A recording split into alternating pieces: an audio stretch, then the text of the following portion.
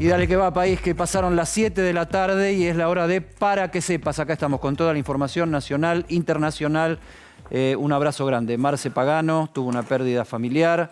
Ya seguramente mañana va a estar con nosotros. Arriba el ánimo, arriba el ánimo. La vida sigue y es linda para vivirla. Estamos con el equipo mientras se va armando. Hubo partido en La Plata. Volvió a jugar Gimnasia de Esgrima en el Bosque después de la escandalosa represión que costó la muerte de una persona, muchos heridos, un menor que perdió la vista. Y ahí está nuestro compañero Guillermo Murphy en La Plata. Exactamente, Eddie. ¿Qué tal? Buenas tardes. ¿Cómo va? Acaba de finalizar el partido entre Gimnasia de Esgrima de La Plata y San Lorenzo de Almagro.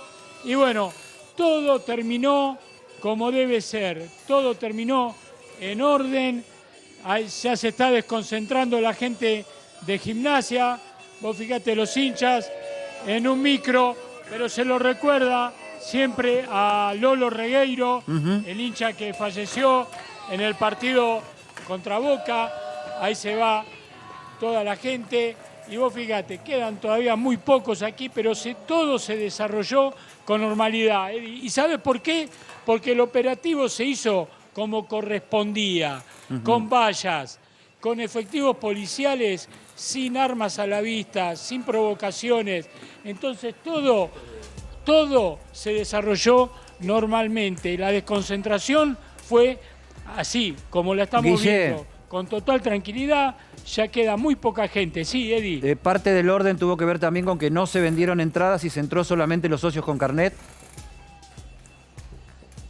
Por supuesto, una de las cosas que le pidieron al Club Gimnasia Esgrima de La Plata, una de las exigencias fue no entrada protocolo, no invitados, no vender entradas. Solamente hoy aquí al Estadio del Bosque ingresaron los socios con 3 cacheos.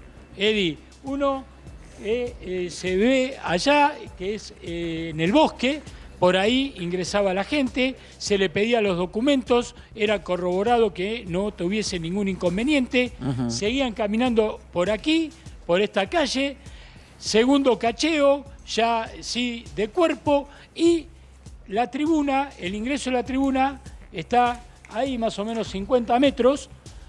Otro cacheo para ingresar al estadio. Entonces no hubo ningún inconveniente aquí como para tener que lamentar incidentes o víctimas como ocurrió en el partido contra Acá Carlos Boca Estriones te quiere consultar algo. algo. Detalles, Sí. Eddie. Sí, Carlitos. Guille, querido, ¿cómo te va? Preguntarte, estuvo la familia de Lolo, ¿no? En la cancha también.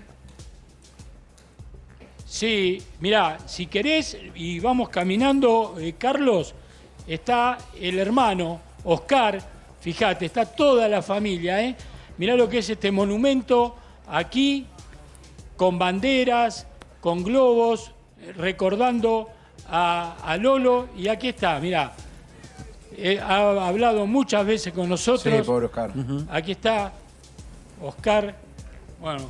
Yo soy Cristian, bueno, muy Cristian. parecido. Claro. Bueno, Cristian, bueno, contame tu sentimiento, volver a la cancha con todo lo que se vivió y bueno, y el operativo de hoy. ¿No se podría haber evitado lo que pasó con Lolo? Por eso, si hoy organizaron esto y no pasó absolutamente nada, ¿cómo puede ser que esa noche pasó lo que pasó? Es inentendible. Que tendría que haber hecho antes. Pero es una cosa, está a la vista que, ¿cómo puede ser? Hoy, con la misma cantidad de gente, no pasó absolutamente nada. Y esa noche fue un desastre. Carlos, Eddie, Sí. acá está Cristian, los está escuchando. Cristian, un saludo, un abrazo. Quedamos muy conmovidos por la situación del jueves pasado. La verdad es que nos llamó la atención que tan rápido Gimnasia volviera a jugar en el Bosque, como que quedó despejado que el club no tuvo absolutamente nada que ver en la situación. ¿Ustedes comparten eso? A ver, las pruebas están en todos los videos, en las filmaciones. Que salga eso, que lo vean, que lo analicen y ahí está todo, la verdad. Ahí está toda la verdad. Que miren eso y bueno, y el que tuvo la responsabilidad que le compete a cada uno, que se hagan cargo. ¿Cómo Ni fue más para ni menos que ustedes? eso. ¿Cómo Sí. fue para ustedes volver a la cancha hoy? No, yo vine hoy porque se le hizo un reconocimiento a mi hermano y bueno, toda la familia. ¿Cómo no voy a venir? No, totalmente, Sí, por eso yo vengo a ver ¿cómo, un partido de fútbol, no voy a la, cómo fue la no voy a la sensación? guerra. Vengo a ver un partido de fútbol. Totalmente. ¿Cómo fue la recepción, la son- compañía de la hinchada? Son sentimientos encontrados. Tener tristeza, dolor, alegría, el acompañamiento, la gente que te brinda desinteresadamente su apoyo. Bueno, es todo eso. Ahora, vos fijate, Cristian, a lo que hemos llegado, ¿no? Porque se ha perdido una vida en una cosa que lo vimos todos por televisión, un verdadero despropósito, un desenfreno policial enorme.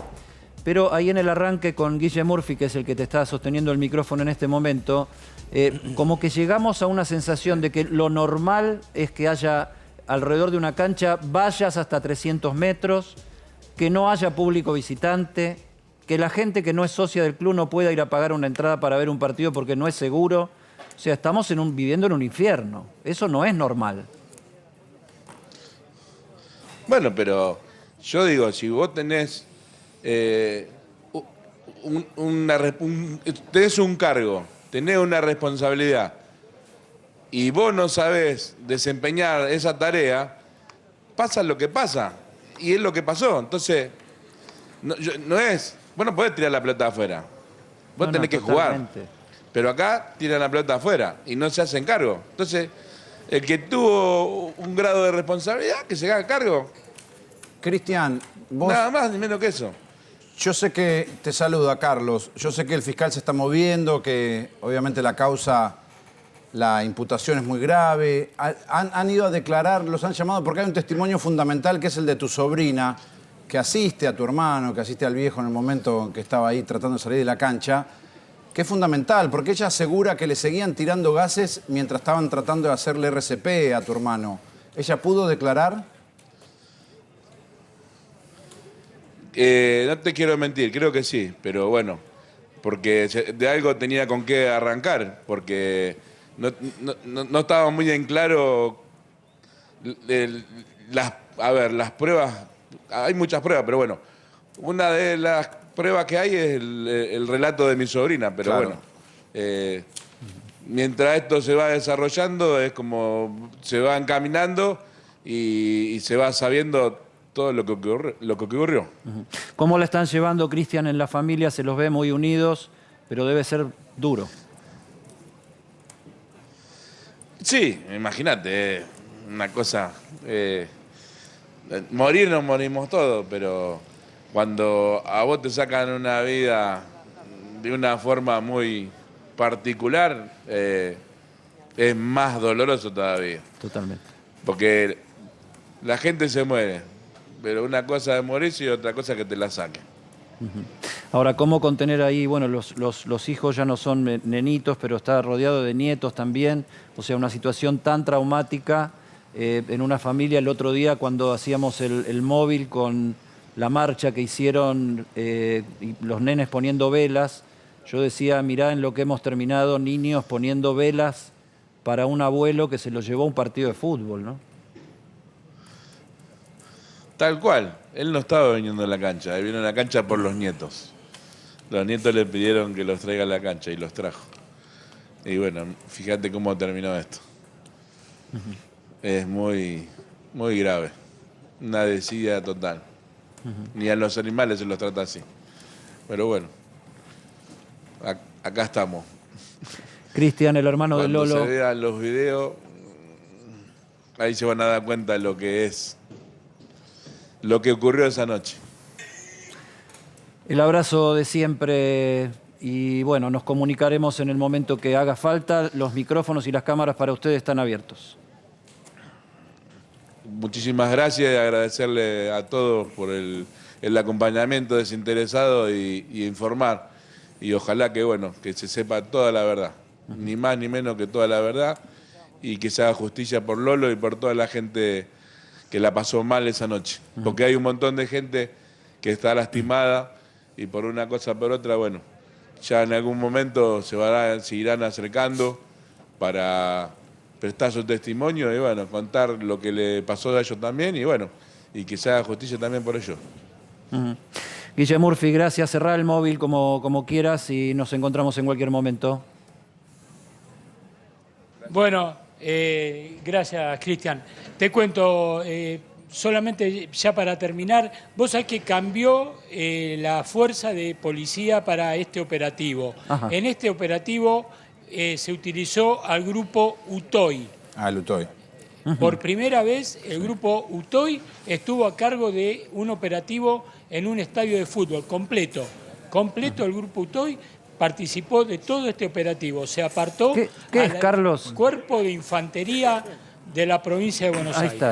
Ahí está. No, cuéntenme un poquito más, cuéntenle a la audiencia un poquito más de qué se trata este cuerpo Utoy. Es la unidad táctica de operaciones inmediatas que tiene la policía bonaerense, que es una fuerza, a ver, deberían ser todos profesionales, ¿no? Pero es una fuerza más profesionalizada en la acción inmediata. Ahora sí, una fuerza de élite.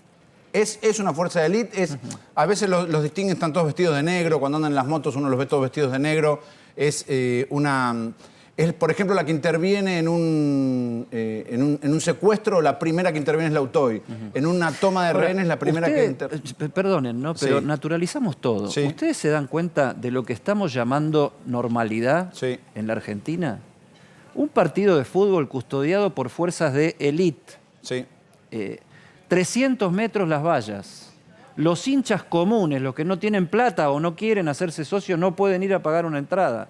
Ni hablemos ya de cuándo va a volver el público visitante para que el fútbol tenga un marco festivo como debe ser. O sea, estamos diciendo, hoy estuvo todo normal y ahí con una familia en un monumento llorando a una víctima, habiendo sido invitado a un partido de fútbol para homenajear al muerto con ese contexto. ¿Ustedes se dan cuenta de lo que estamos llamando que es normal? Pero lo que pasa es que es normal, porque como decís, se viene repitiendo hace muchísimos años. Por eso es normal. Es normal que los hinchas visitantes no puedan ir a ver a su equipo cuando no juega de local, porque esto viene ocurriendo hace una década. Por eso termina siendo todo normal, aunque no debería serlo, ¿no? Obviamente. Gracias, Guille, querido, ahí en La Plata, ¿eh? Muy bien, un abrazo. Abrazo. Cambiamos de tema. Nosotros estamos en el área metropolitana de Buenos Aires, en el barrio de Palermo, pero bueno, es toda la capital federal y el GBA.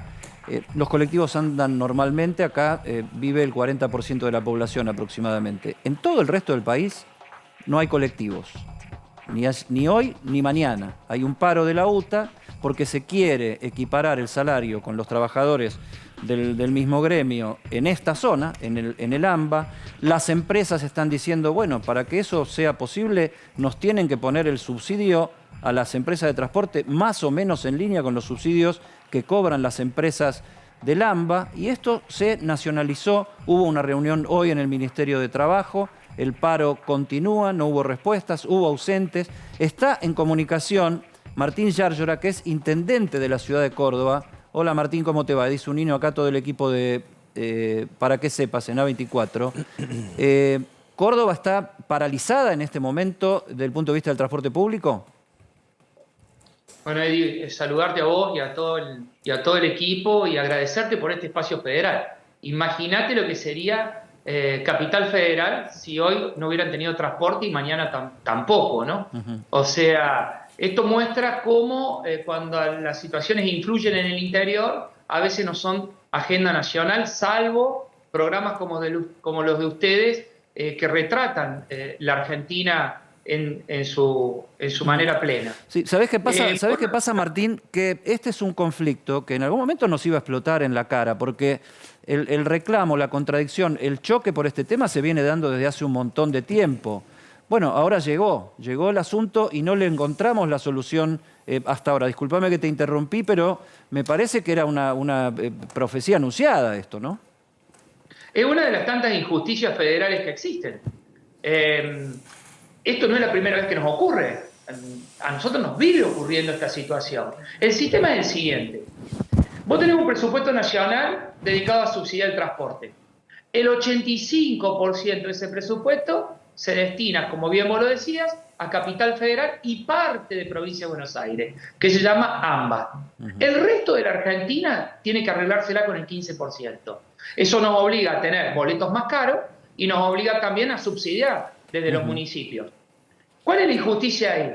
La primera injusticia es que vos tenés que agarrar el presupuesto y distribuirlo en partes iguales. Es decir, che, lo vamos a distribuir por cantidad de colectivos, lo vamos a distribuir por cantidad de personas, por kilómetro recorrido. No, se distribuye de una manera inequitativa. Ahí empieza todo el sistema funcional mal. Déjame que dé los números duros de lo que es el boleto del transporte público. Acá, entre 25 y 32 pesos. En Córdoba, Santa Fe, Rosario, la tarifa mínima, vos me confirmás, 85 pesos la mínima, o sea, el triple, ¿no? Similar a Neuquén, a Río Negro, donde hablamos de 80, Chaco, Corrientes. Chaco no está con conflicto porque Capitanich parece que lo resolvió con UTA. Corrientes y Tucumán, 50 y 65. Ahora, también tenés otra situación, Martín. Acá está, pero párate. Más subsidios municipales. Más subsidios, exactamente. Que allá no ponen un peso. Bien, bien. Ahora, tenés un tema, ¿no? Porque acá tenés el 40% de la población y tenés gente que raramente usa un solo colectivo para ir a trabajar. O sea, tenés una complicación social que también se triplica, el conflicto se triplica el problema. En la conversación, ¿cómo entra esto y cómo se le puede encontrar una salida a esta cuestión? Porque es totalmente asimétrico desde todos lados. Es simple, es darle a todo. Nosotros no estamos en contra de la cantidad de subsidio que se le está dando al AMBA. ¿Por qué? Porque conceptualmente el transporte tiene que ser un boleto barato. En el mundo el transporte es para permitir la conectividad, principalmente para las personas que menos tienen. A veces uno no tiene nada y necesita ir a buscar trabajo y el transporte público te acerca al trabajo, te acerca a la escuela, te acerca a la salud. El problema central acá es cuando vos agarrás una torta y decís, che, le doy el 85% a este sector. Por ejemplo, eso hace aproximadamente que a un colectivo del AMBA le das 1.270.000 pesos y a nosotros 250.000 al mismo colectivo. No tiene explicación. Eso es lo que hace, porque no es un problema, en este caso de Córdoba, es un problema del interior de la Argentina, todos estamos iguales. Entonces vos ahí marcás una diferencia tal que nosotros tenemos que poner tarifa, poner subsidio y entra el quiebre del sistema. Entonces, vas y negociás un acuerdo salarial, como pasó. Vos decís, bueno, vamos a hacer el acuerdo salarial de UTA. Bueno, en ambas se paga fácil. De hecho, el gobierno nacional le paga el acuerdo salarial. Al mes explota el interior. Esto es habitual. ¿Y cómo se soluciona el interior? Y bueno, tenemos que poner más subsidio o más boletos. Ahora, todo llega a una escala. Todo lleva, como vos decís muy bien. No, y todo esto termina en una discusión en el Ministerio de Trabajo, donde van gremios, municipios. Creo que de Córdoba, vos me corregís, estuvo Marcelo Rodio, secretario de Transporte de la municipalidad. Y no terminan de ponerse de acuerdo ahí con tantas voces, y hay voces que faltan, porque me dicen que el Ministerio de Transporte no acudió a esa reunión y ahora se pasó para el viernes a la mañana. Es que vos ponete a pensar, nosotros mañana vamos a tener paro también, toda la Argentina. O sea, todas las ciudades de Argentina, en su mayoría, puede haber algunas que no, de acuerdo al convenio, si tenés UTA o no, también eso tiene mucho que ver. Los que tienen UTA están de paro. Si querés Rosario, Paraná, Santa Fe, todo el interior de Argentina. Y si no se soluciona, siempre vamos a estar igual. Ahora, ¿cuál es la razón para no repartir la misma plata por colectivo en la Argentina? Eso es lo que nadie lo puede explicar. ¿Cuál es la razón? Inclusive vos tenés más subsidios si querés. Porque, por ejemplo, los trenes de pasajeros en el interior casi no existen. Entonces, en el colectivo, que es el transporte más usado del interior. Subte mucho menos. Subte, olvidate. Entonces, en el interior, que es el transporte más usado de Argentina, tendrían que distribuir igual. Y yo vuelvo a decir lo mismo, Eddie. no quiero que le saquen un peso a Cava, más allá de decir distrito más rico Está. y todo lo que... Ahora, vos decís, no entiendo... Que nos den a nosotros la misma cantidad de subsidios. Y sobre eso, vos generás el esquema de servicios que querés. Por ejemplo, nosotros tenemos boleto educativo, podemos generar la tarifa que nosotros creamos correspondiente, pero son una base de igualdad. Así se genera el país unitario que tenemos. Después, cuando vos lo ves en un montón... Déjame entonces que te pregunte algo, porque las autoridades obviamente exponen un tema presupuestario, o sea, la plata no alcanza para subsidios de esa magnitud en todos lados. Hay también un tema político, porque vos ya me decís este esquema unitario, y eso ya es una cuestión política, ¿no? Y también si perciben que hay algo en particular con Córdoba. No, porque si no estaría parada Córdoba y no estaría parada Rosario, Paraná y otras ciudades. El problema es un problema de distribución federal, de entender un modelo que concentrado en este caso, en esta decisión de ambas. Si querés te llevo a otra cosa. Ustedes AISA, saben que es AISA, es una empresa que pagamos todos los argentinos. Ahora solo presta servicio de agua y cloaca en Capital Federal y ambas. Entonces, que no tiene nada que ver, yo lo que quiero decir es, y podríamos hacer un programa, si querés, de un montón de programas que se aplican en el AMBA y no llegan de la misma magnitud al Sí, interior. pero Entonces, este es un tema, estamos hablando con Martín Yárlora, que es el intendente de la ciudad de Córdoba. Este es un tema que empezamos hablando del transporte, porque es el conflicto, tenés paro hoy y mañana de transporte público en Córdoba y en todo el resto del país, menos área metropolitana y Chaco. Pero terminamos hablando del país y terminamos hablando de la estructura del país. Y acá a la mesa el equipo se empieza a salir de la vaina para pedirme la posibilidad de hacerte preguntas. Aprovecho para decir... Quiero decir... Sí, decime. Quiero aclarar una sola cosa. Fíjate lo de hoy. El Ministerio de Trabajo de la Nación convoca a todas las partes. Sí. Es parte del gobierno. ¿Quién no va? El Ministerio de Transporte. Eso decía yo en la pregunta anterior. ¿Cómo hace el Ministerio de Transporte para sentarte y decirte, miren, yo al AMBA le doy el 85%, le doy más de 1 millón y pico por colectivo y a vos te doy 250.000? ¿Cuál es la razón? Que los pasajeros nuestros son de segunda, los colectivos nuestros son de tercera. ¿Cuál es la razón para que la sube? Nosotros hace un montón de tiempo que la pedimos, que tiene un montón de ventajas, no estén. No, cuando digo nosotros, estoy hablando de... No, en una reunión convocada de esas características, lo lógico sería que hayan estado, y creo que para la reunión del viernes están convocados el Ministerio de Transporte también, por supuesto. Pero nos comemos 2 días de paro. Totalmente, O sea, totalmente. 2 días de paro de un servicio esencial. Déjame que no puede trabajar, negocios que venden menos. Esto porque pasa en el interior de Argentina, y si no estuvieras vos, Eddie, y algunos programas como los tuyos, con el equipo, no salimos a ningún lado. Ahora esto le pasa a Capital Federal y al otro día es un tema de escándalo nacional. Tampoco sería poco problema porque, insisto, es el 40% de la población, y esto es parte de la distorsión, porque la Argentina está distorsionada en cuanto a su distribución urbana y poblacional. Aprovecho para darle la bienvenida a Mariano Barrio, que se suma hoy a la mesa. Tengo la suerte de compartir con él todas las mañanas en la radio, y por supuesto está todo el equipo, Luis Rosales, Carlos Campolongo, Martín Angulo y Carlitos Estrione. Carlos Campolongo, vos querías hacer una pregunta y Mariano también se anotó. ¿Querés que le invite? No, dale. Obviamente que el sistema está deformado, vamos a usar esa palabra. Hace años que está deformado, y hay algunas cuestiones que señala aquí el funcionario que son correctas, pero hay otras que por lo menos están en silencio. La distribución de los subsidios, ¿sí? En muchos casos, aquí en el AMBA, por ejemplo, se han hecho sobre unidades que no existen. O sea, cuando se pasa el listado, se paga por una unidad que no existe. Este es un caso. ¿Unidades qué? ¿Cantidades de colectivos? Se paga por unidad el subsidio. 30.000 pesos era cuando yo fui funcionario. Por ómnibus. Por vehículo. Claro, por vehículo, por unidad de transporte. Por unidad de transporte. Por bondi. Por bondi. Y hay bondis, como dice usted, Sí. que no existen. Ese es un problema. El otro problema, yo te diría, y que el concepto de la igualdad en los subsidios es para debatirlo, porque no son las mismas las distancias, no son los mismos los modelos. No estoy hablando de Córdoba en particular. Y el tercer elemento es que muchas veces los gobiernos nacionales distribuyen los subsidios, pero se los apropian los gobernadores de la provincia. Martín. interpretación, digamos, hizo un detalle de un pensamiento, pero yo lo que concuerdo es que hay que generar un método de equidad. Tranquilamente pueden ser métodos que compongan X cantidad por colectivo, X cantidad por recorrido, digamos, un subsidio al combustible. Hubo muchas maneras de hacerlo. Lo que no puede ser es esta.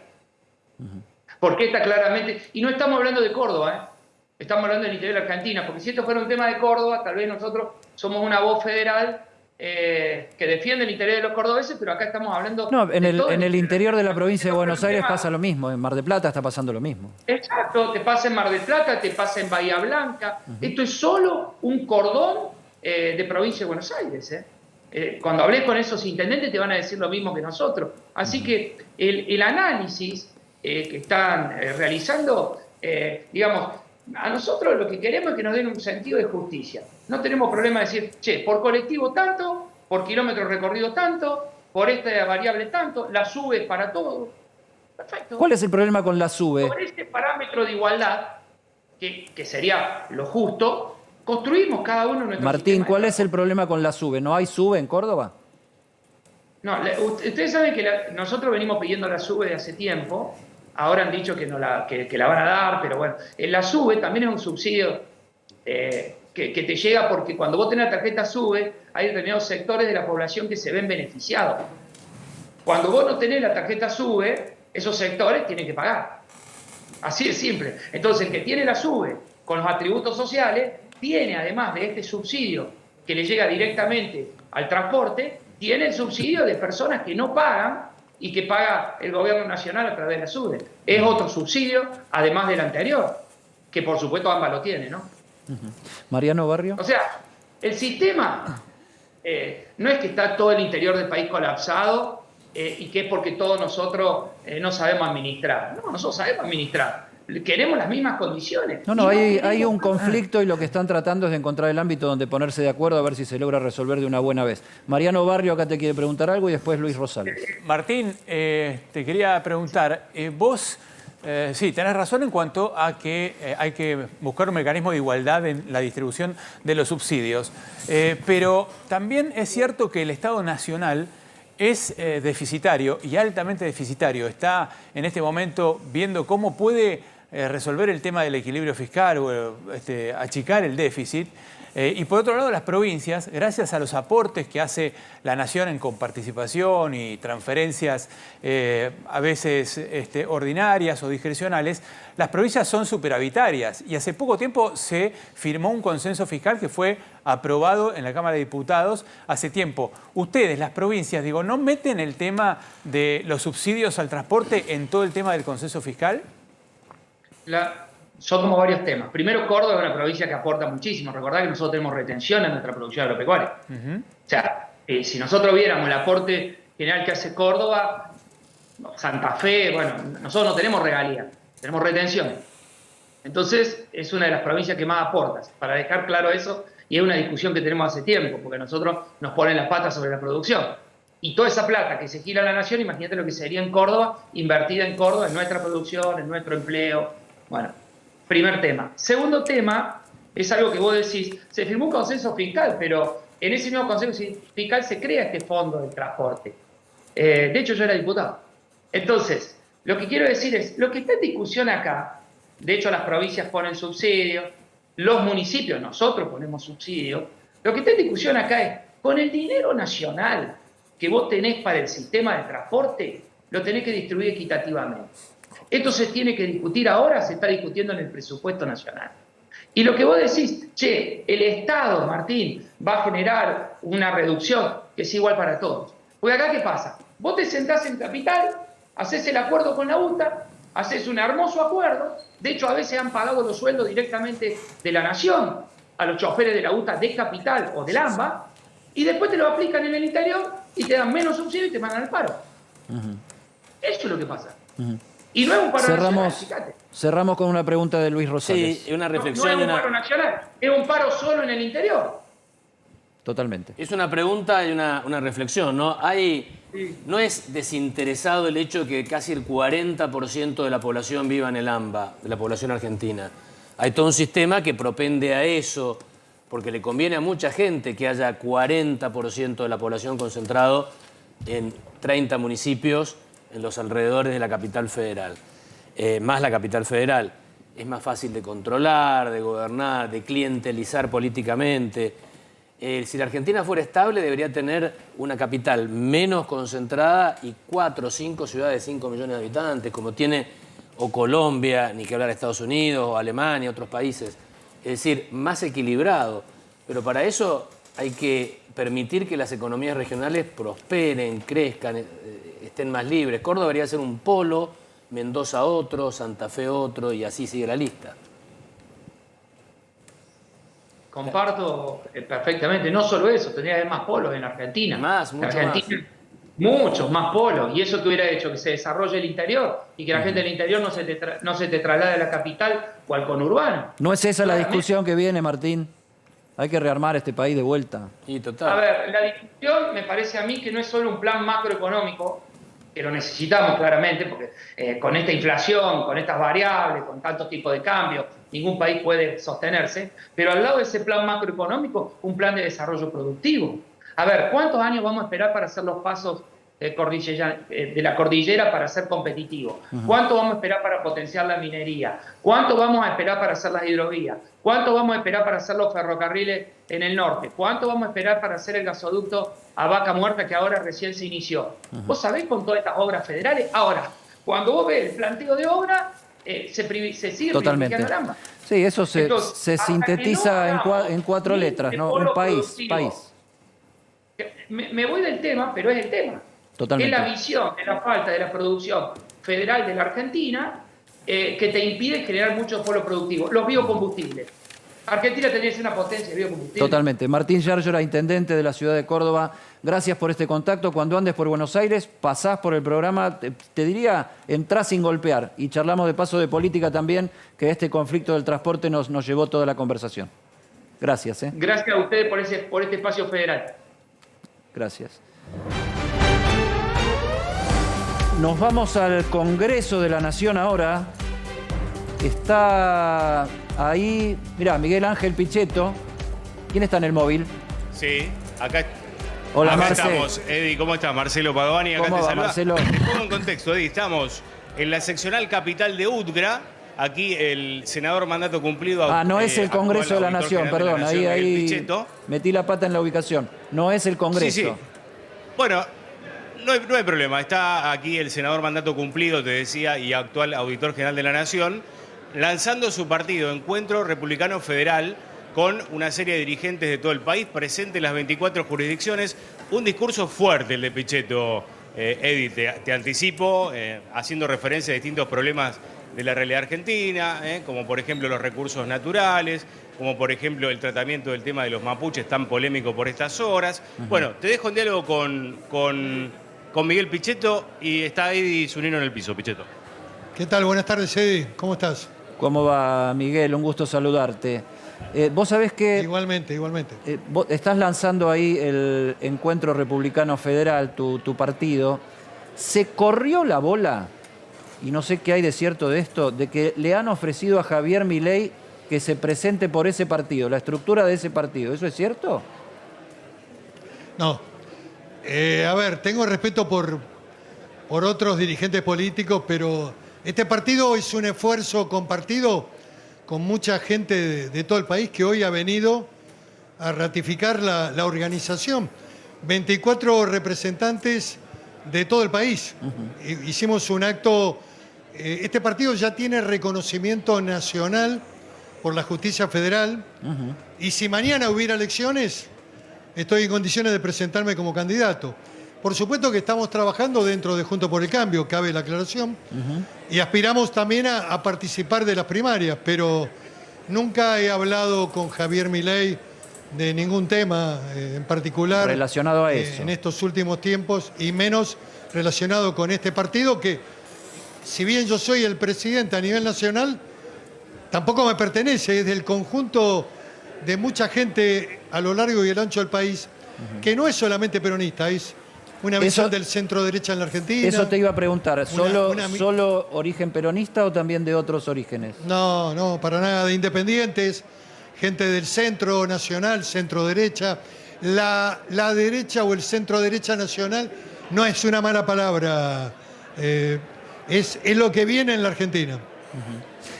Miguel, está muy grave la situación en Rosario, Santa Fe, con el tema de los narcos, y hay mucha polémica. Había movilizaciones hoy mismo de las colectividades mapuches reclamando, a ver, que se defiendan los derechos humanos de los detenidos el otro día. Patricia Bullrich dijo en el medio de esto que ella, si fuera presidenta, mandaría al ejército a Rosario y a Villa Mascardi. ¿Qué te parece? Bueno, yo haría primero el cambio de la ley de defensa y de seguridad interior, que es un tema insoslayable, porque ambas leyes son efecto y consecuencia de lo que fue la dictadura militar.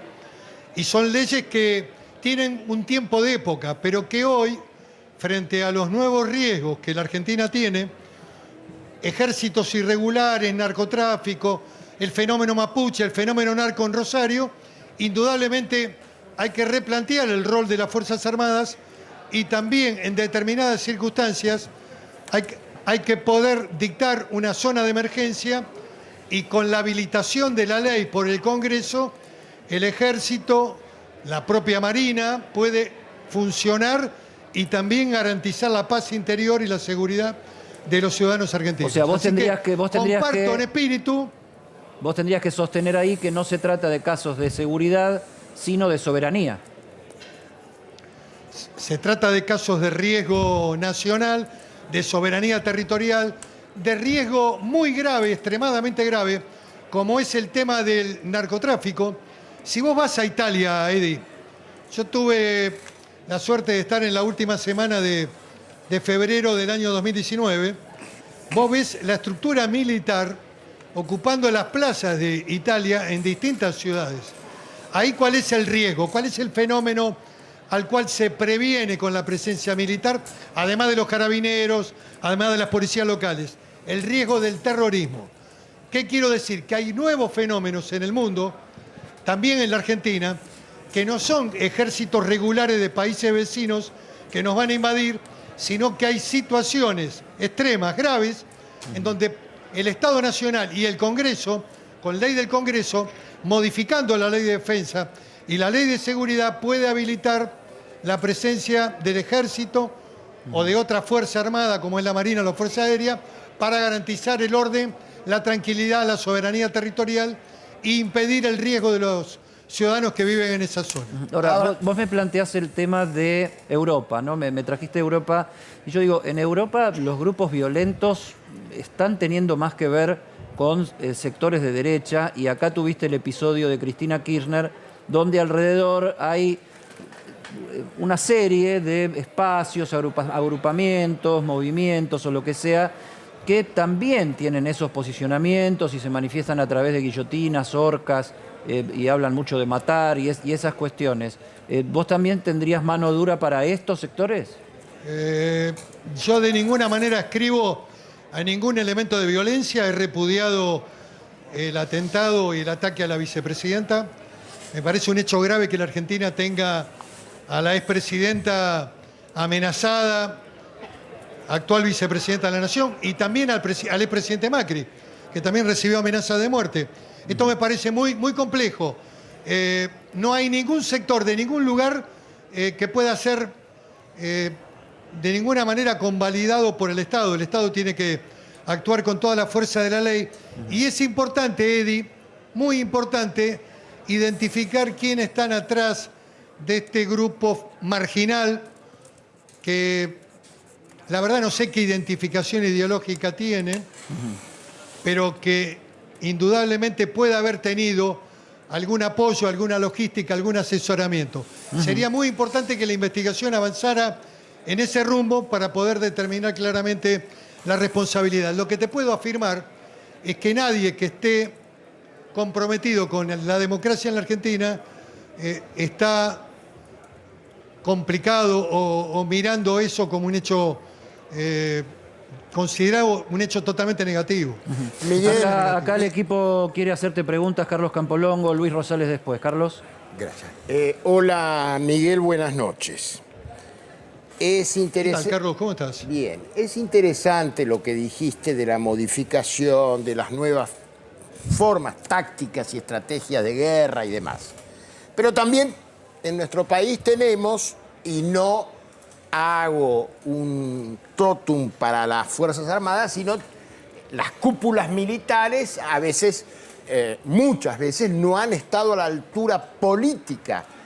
Prometieron una cosa y sucedió lo contrario. Con esto te quiero decir, y no hago demonio de nada, de nada. Quiero esta explicación. ¿Por qué no podemos tener, antes de llegar a la militarización de la zona, la inteligencia, en el sentido formal del país, que se le hable al país, que se le explique qué fenómeno se está dando, con claridad y no con medias tintas? ¿Qué pensás vos? No, estoy de acuerdo. Es importante clarificar los temas, saber lo que pasa en la Patagonia, qué están haciendo los montoneros, los viejos montoneros en la región de los lagos.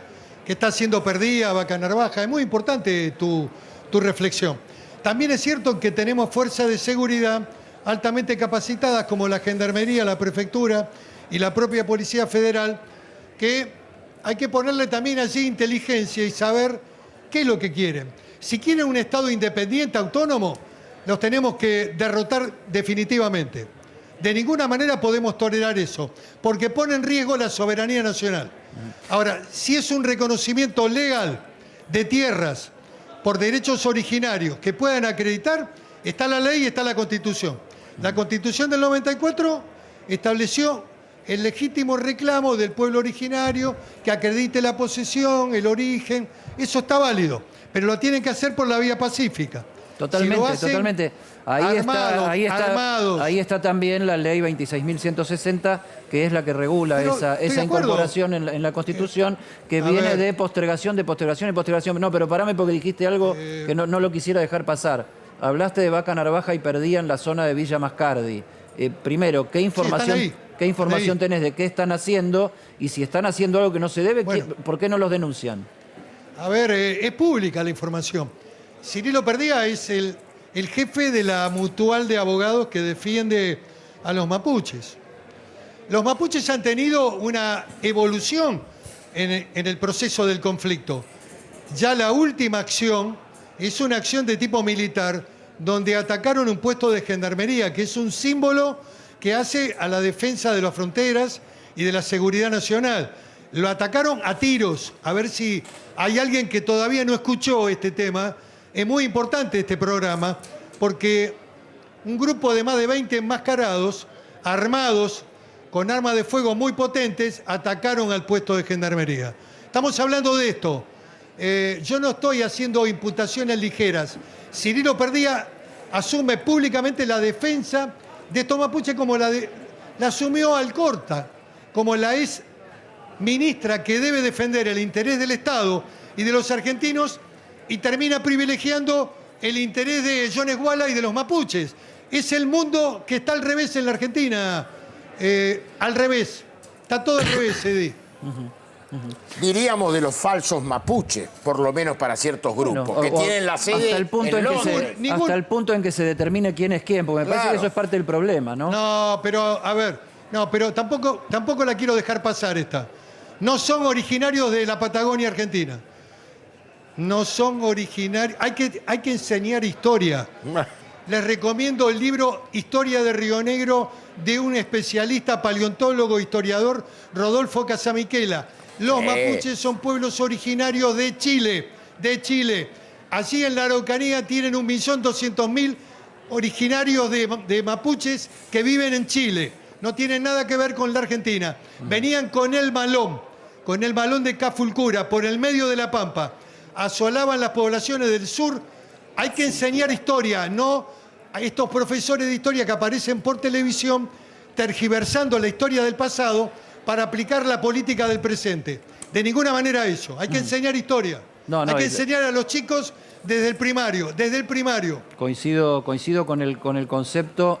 Los minutos de un programa de televisión y ser parte de una pregunta, el tema mapuche, no lo vamos a agotar acá. Deberíamos hacer un programa o más de uno para que se vea esto. Cuando quieras, pero no, Eddie. pero ¿sabés lo que digo, Miguel? Que también, como acá lo que tenés es una situación judicializada y tenés actos de vandalismo y delincuencia y actos violentos y actos de destrozos de terrorismo, y meter terrorismo. y meter terror y todo Terrorismo, eso. terrorismo. Discriminar también cuántos son verdaderamente mapuches y cuántos son otra cosa o están metidos ahí, no lo sabemos. Hay muchos que han llegado del conurbano, Eddie. Claro, pero Mucho sería bueno que conurbano profundo. esto lo defina y lo exhiba la justicia, ¿no? Yo no Que diga, soy policía. a ver, no soy policía, conozco te estoy diciendo la que lo hagas vos, región. ¿no? Viví 25 años en Río Negro. A los Jones Guala los conozco de chico cuando vendían artesanía en la feria de Bolsón y de Bariloche. Así que a mí no me la cuentan. Ahí hubo un trabajo de adoctrinamiento, de preparación y de organización militar para el separatismo. Así que si querés algún día voy a tu programa, lo hablamos con todo gusto. Con mucha más profundidad. Con todo gusto, estás invitado siempre, Miguel, a venir al programa y con estos temas que son de conmoción nacional, ¿no? Porque ya pasó esto, como decía mi abuela, de castaño oscuro hace rato. Y una última final para Carlos, porque no quiero dejarla sin responder. Sí. El ejército argentino hoy es un ejército democrático. Las conducciones de las cúpulas militares están subordinadas a la Constitución y al orden democrático, al Poder Ejecutivo Nacional, que es el comandante en jefe de las Fuerzas Armadas. De ninguna manera hay que mirar la Argentina con el espejo retrovisor. Yo sé que Campolongo no mira así. Él tiene una mirada mucho más de cara al futuro de la Argentina, de la unidad de los argentinos. Estoy convencido de eso. No es ninguna recriminación lo que estoy diciendo. No, te agradezco y si fui malinterpretado, ese era mi espíritu. Las camarillas así es, son una cosa en cierto momento y otra cosa es la institución que debe existir y hay que respetarla. Acá Luis Rosales te quiere sumar una pregunta, Miguel. Conozco tu pensamiento, Carlos, que es el de la unidad de los argentinos, lo conozco. Miguel Ángel Luis Rosales, ¿cómo le va? ¿O cómo te va? ¿Qué tal, Luis? ¿Cómo estás, Luis? Bien. ¿Cómo andás? Miguel, yendo a la política de todos los días, ¿no? Política agonal, como por ahí se dice. ¿Cambiemos se va a mantener unido? Hay que hacer un gran esfuerzo hoy. No hay que hablar del pasado. La primera definición que te digo es no hay que hablar del pasado. El pasado tiene luces y sombras. El pasado también te puede dividir. A nosotros nos tiene que unir el esfuerzo del presente para construir el futuro de la Argentina. Si hablamos hacia atrás, hacia el pasado, bueno, cada uno tiene una parte de la historia y eso no nos sirve. Nosotros tenemos que construir un programa de gobierno, mantenernos unidos, que las personalidades, entidades, que además tienen legítimas aspiraciones, tengan una actividad proactiva, no criticando a otro, no destruyendo a otro, sino proponiendo qué es lo que piensa para el país. Y en ese marco de democracia interna, construir el liderazgo que la Argentina necesita de cambio, que yo creo que es un cambio capitalista, un cambio enfocado en el mundo del trabajo, de la producción, de la libertad. Así que te digo que hay que hacer un esfuerzo para mantener la unidad. Te tiro la última, la hace Mariano Barrio, porque hablas de democracia y tengo que ser democrático. Así es, Miguel. La pregunta, Mariano, por favor. Mañana, ¿cómo andás, Mariano? ¿Cómo va? Bien. Mañana asumen las ministras de Trabajo, Kelly Olmos, y las nuevas, ¿no? Y Desarrollo Social, Victoria Tolosa Paz. Vos has hablado mucho de los planes sociales. ¿Cómo recomendarías vos a la nueva ministra poder transformar los planes sociales en trabajo? Yo no creo en eso. La verdad, ese es un cuento argentino, como el dulce de leche. No creo en eso. Yo creo que hay que bajar impuestos, hay que alentar una modernización del mundo del trabajo, hay que trabajar en otras ideas y salir del pobrismo, salir de la intermediación. Te comunico algo, tanto para la nueva ministra de Desarrollo Social como para la ministra de Trabajo. Si analizás el presupuesto nacional del 2023, las organizaciones sociales vienen con toda la música. 590.000 millones para el movimiento Evita, para el año 23. Te tiro este número, miralo en el presupuesto. ¿Para el movimiento Evita o para toda la partida de planes sociales del plan? No. Para el movimiento Evita. 160% más que el año pasado. Para el movimiento Evita, que es el más importante de los movimientos. ¿Y qué habría que hacer entonces? Ir bajando los planes, delegarlos en los gobernadores e intendentes, que se haga un control eficaz y modelar un mundo, como te dije, que vayan los impuestos a la baja, que se modernicen las normas del trabajo. Sería más largo, por supuesto que hay otras cosas, pero no dando planes, no hay que rezar ni dar planes en la Argentina. Miguel, me levantaste la tribu acá, el mundo de me la levantaste pobreza, la tribu acá en la mesa. La pobreza, viste, no es bueno que la Argentina sea pobre, como dice la Iglesia. No es bueno. No es bueno que la propiedad sea secundaria, un derecho secundario. No es bueno. Capitalismo, trabajo, producción. Eso es lo que vale. Y es hora que también que la Iglesia y la Episcopal, el presidente de la Episcopal, timbre para el Monseñor Ojea, timbre. El señor Ojea debería hablar de cómo le quemaron las instalaciones de la Iglesia en la zona de Bariloche. Que se la banquen, que expliquen por qué no hicieron el desalojo y por qué estuvieron al lado de los mapuches. Me dejaste más o menos 30 temas abiertos para tratar en el próximo programa. Gracias, Miguel. Sé que este último es polémico. Pero forma parte de la verdad. ¿Sabés qué? No, quilombero no, viejo. No, es la yo verdad. no dije eso. No. ¿Por qué no cumplieron con la orden de desalojo en el Mascardi cuando el juez dio la orden de desalojo? Monseñor Ojea dijo, no, violencia no. Nos quedamos con la violencia mapuche, pero la violencia institucional que podía ser la seguridad aplicando la ley y la orden del juez, esa no. Convalidaron, de hecho, la ocupación. Le quemaron todo, Miguel porque Pichetto, le quemaron 2 iglesias también ya. Miguel 2 iglesias le Pichetto, quemaron. lanzando Encuentro Republicano Federal con todas las pilas, todo el énfasis. Gracias, un abrazo.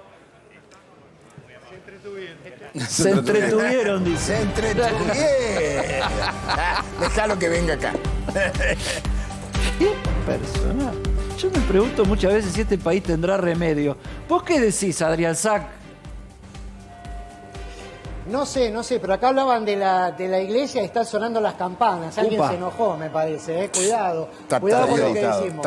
Bueno, todo tuvo que ver con todo una vez más. ¿No serán las campanas de una alarma de bombardeo o algo? No, está en Washington él. No, son las campanas de la iglesia presbiteriana de la Avenida Nueva York. Lo estoy viendo en la cartelera que tengo a mis espaldas, que está exactamente frente de esta mole que vemos atrás, que no es otro edificio que el Banco Interamericano de Desarrollo. Sí, el kiosco está a 2 cuadras más por ahí. A veces, viste, salen corriendo los funcionarios y podés ver a alguien. El kiosco está a 2 cuadras, pero tenemos que pasar a cobrar por ahí enfrente, porque nos dieron 700 millones. 700 millones han sido confirmados esta mañana a las 11 por unanimidad por el directorio del Banco Interamericano de Desarrollo. Recordemos, una entidad que lo habíamos hablado con Luis Rosales hace un tiempo, que tuvo la polémica renuncia, o lo renunciaron, digamos, a Mauricio Claver Carone, ¿no? Este personaje tan amigo de Donald Trump, por un escándalo de faldas y demás con una empleada aquí a la que le cuadruplicó el sueldo. Pero bueno, ese es otro tema. El tema es que a pesar de eso, que en ese momento ese presidente había autorizado el préstamo para la Argentina y hoy se aprobó estos 700 millones, que fue lo primero, digamos, que quiso puntualizar el ministro de Economía, Sergio Massa, que viene con espacio de menos de un mes, porque vino a principios de septiembre, ¿no? Totalmente. Hoy es el día de la raza, se decía antes, el 12 de octubre. No sé, ahora como le dicen, Día de las Hispanidades. Día de la diversidad cultural. La diversidad cultural. Pero... de la diversidad cultural. Sí, pero lo hispano tuvo que ver bastante. Bueno, ahora, que viví en España 5 años, por eso lo de las hispanidades se me mezcló. Contanos, Adrián, ¿cómo está la agenda de Massa ahí? ¿Qué expectativa está generando? ¿Qué está pasando?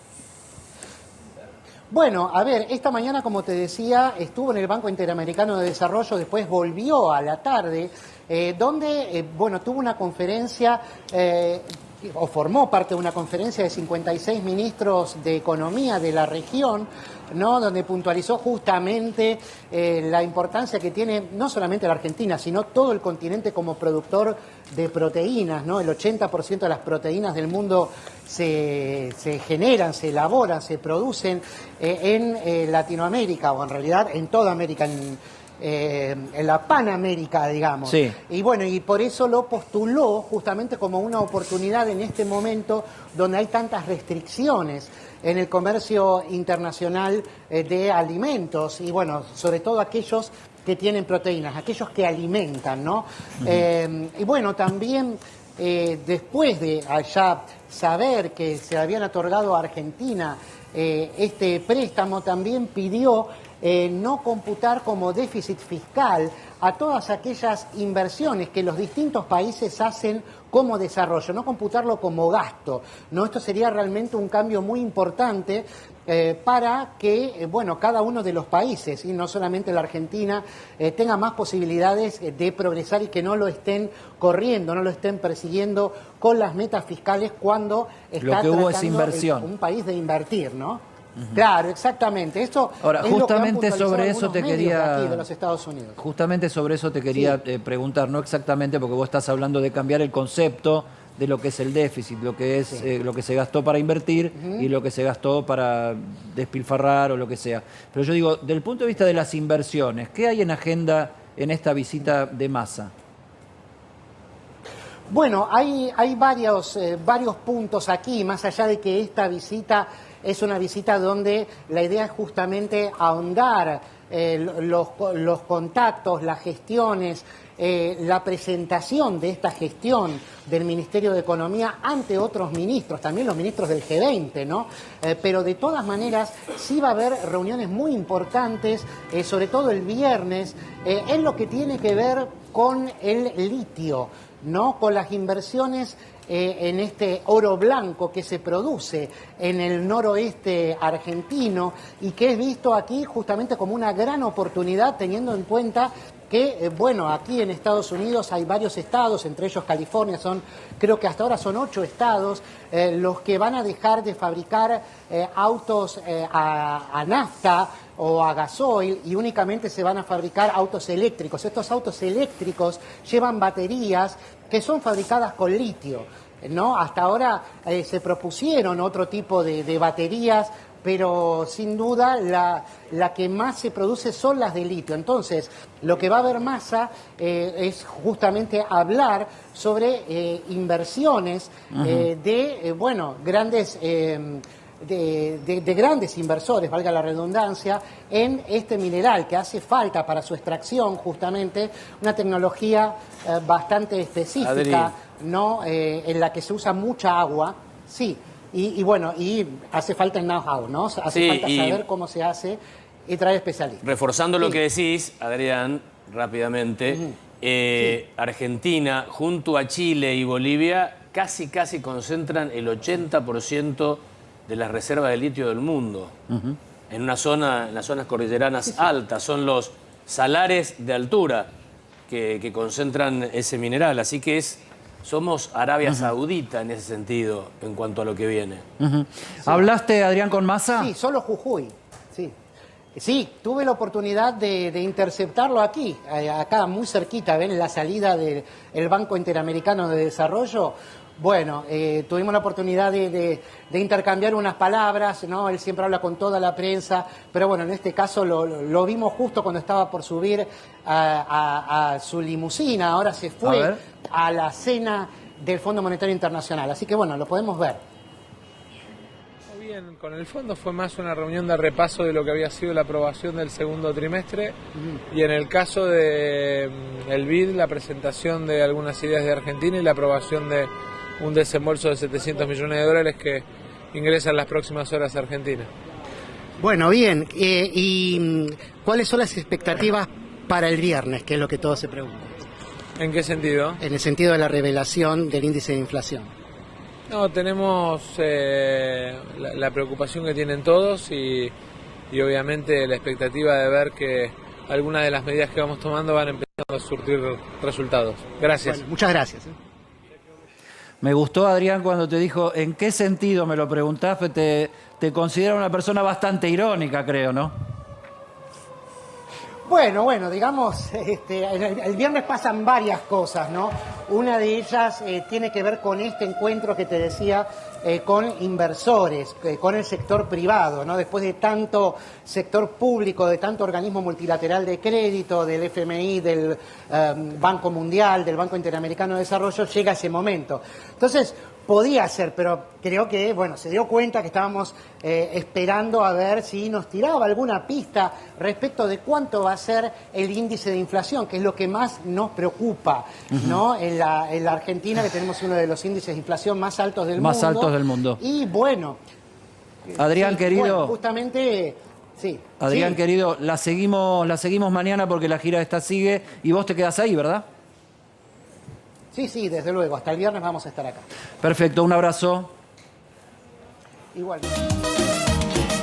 Esa que te pone tan mal fue capaz de hacerme volver a vivir. Estos son los Pimpinela con Agapornis, los Pimpinela en versión cumbia. ¿Qué tal? Bailamos la tapa acá, Mariano Barrio. Es distinta la noche a la mañana. Acá te empuchás, bailás un poco, ¿sí? Es otra cosa que la mañana. Eso lo hacemos en la radio que no a ver, nadie. ¿por qué esta música? La verdad que es un homenaje a Julio Bárbaro, que el otro día habló acá de la pimpinelización de la Argentina. Tenemos que terminar con la pimpinelización de la Argentina. O sea, esta dualidad permanente que siempre están Cristina y Macri, Macri y Cristina, detrás de todas las cosas, detrás de todas las discusiones, detrás de todas las soluciones. La verdad es que no sabemos. CFK y Macri no se rinden, encerrados en la grieta. Salí de ahí, Maravilla, ¿viste la frase esa que le decían a Maravilla Martínez cuando estaba ahí? Salite de ese rincón y tratá de abrir un poco la pelea, tratá de que podamos salir adelante. ¿Qué es lo que está pasando? El presidente Alberto Fernández nombra ministros. Del lado del kirchnerismo vuelven a salir a decir... Bueno, la verdad que no nos gustó mucho que no consulte a nadie, que se haya hecho gala el presidente de la Nación en los trascendidos de que no consulta a Cristina Fernández de Kirchner ni a Sergio Massa cuáles son los ministros que va a mencionar. Del otro lado, Macri en todas partes. No, que soy, que no soy, que qué sé yo, pero bueno, lanza libros, se mete. ¿Para qué? ¿Para qué es la pregunta de para qué volver? No se sabe si lo está diciendo por él o por quién lo está diciendo. Ahora, vos haces una encuesta, cualquier encuestadora, con todas las dudas o las polémicas que pueden generar, no hay encuesta que vos digas, espontáneamente decime, ¿quién es el dirigente político con el que vos te referenciás? 20-21% Cristina Kirchner, 20-21% Mauricio Macri. ¿Cómo se sale de ese 40%? Miguel Pichetto la semana pasada había planteado, que compitan los dos, que jueguen los titulares y punto. Facundo Manes, ¿qué dice? No, que se corran, ya está, ya pasamos esta dualidad. Hoy salió Jaime Durán Barba. Jaime Durán Barba, a ver, el inventor del Macri candidato, por decirlo rápido, a decir qué, que Macri sea presidente, que se candidatee a presidente de las Naciones Unidas. ¿Qué hacemos, Mariano Barrio, con esta dualidad, con esta pimpinelización de la Argentina? ¿Cómo se resuelve? Y a mí me hace acordar, mientras te escuchaba, a lo que era Carlos Menem en el 2003, ¿no? Que era el candidato más votado, pero también más rechazado. Y resultó que tuvo 25% en las elecciones del 2003, 25%, y terminó ganando Néstor Kirchner, que sacó el 22% porque se bajó Menem, porque sabía que una segunda vuelta lo rechazaban. Entonces, creo que hoy tanto si se presenta Cristina Kirchner como si se presenta Mauricio Macri a una elección, no pueden ganar un balotaje. O es posible que se le presente un candidato enfrente que termine captando el anti, ¿no? El anti-Cristina o el anti-Macri. Entonces me parece que este dato está en la cabeza de los dos. Por eso yo hoy veo muy difícil que se presenten tanto Macri como Cristina, porque conocen este impedimento. Entonces Macri está jugando también... Difícil que se presenten, pero más difícil que no incidan. Bueno, ya... No, claro, Macri está jugando a lo que hizo Cristina en el 2019, de incidir con el candidato para presidente de su alianza. Cristina lo tiene re claro y el experimento no funciona tan bien. de estar, no le alcanza para protagonizar en primera persona el rol protagónico, no le alcanzó. Tuvo que poner al bueno, moderado, centrista de Alberto Fernández. Solo con Cristina no alcanza. No alcanza, entonces el experimento no alcanzó. Y Macri está midiendo.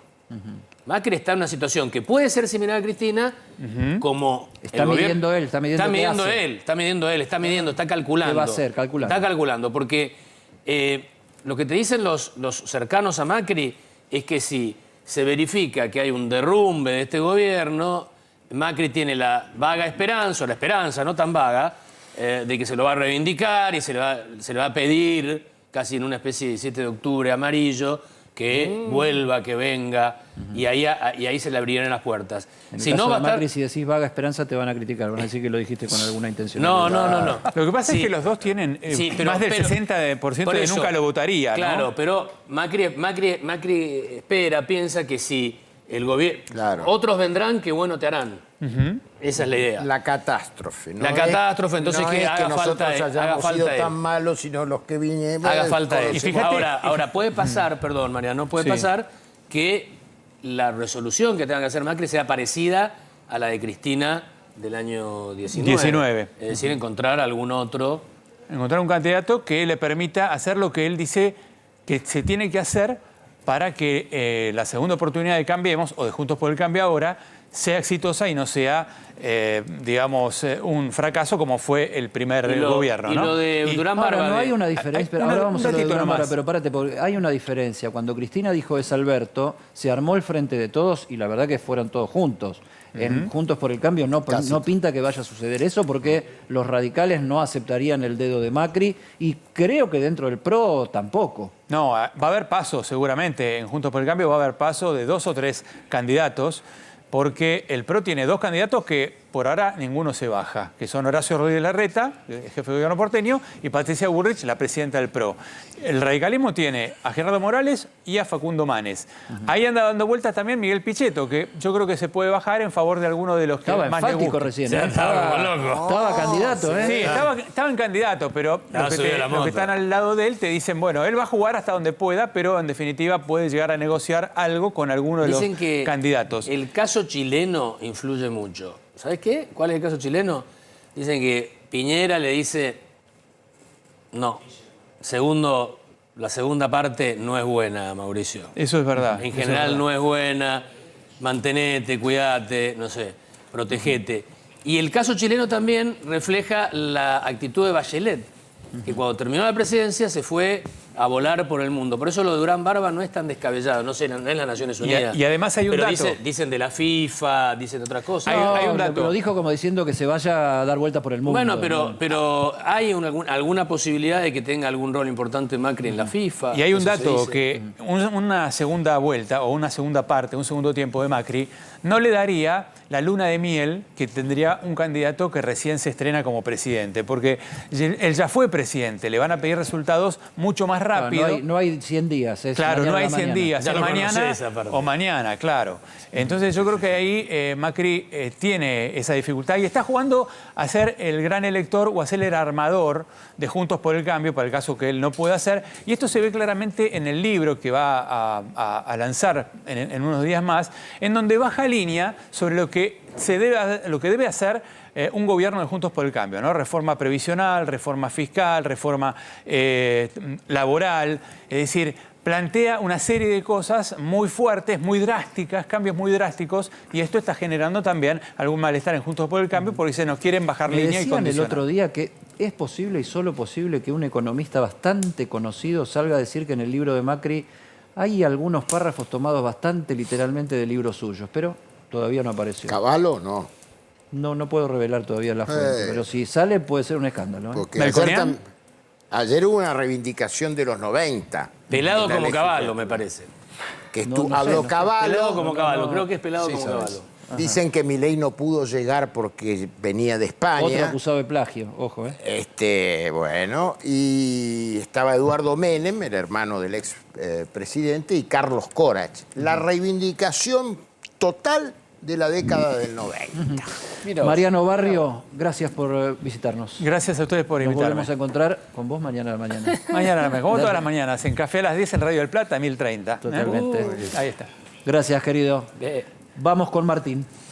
Bueno, hoy hubo novedades en el juicio por la obra pública en la que Cristina Kirchner es la principal acusada, y la novedad tuvo que ver con que la Cámara de Casación rechazó un planteo que había hecho la defensa de Cristina Kirchner, que tenía que ver con el pedido para que los 2 de los 3 jueces del Tribunal Oral que le está juzgando y los 2 fiscales que pidieron que sea condenada a 12 años de prisión sean apartados del juicio. Esto ya lo había planteado en una de las audiencias hace algunas semanas. El Tribunal Oral rechazó ese pedido y lo que la defensa de Cristina Kirchner hizo fue apelar esa decisión.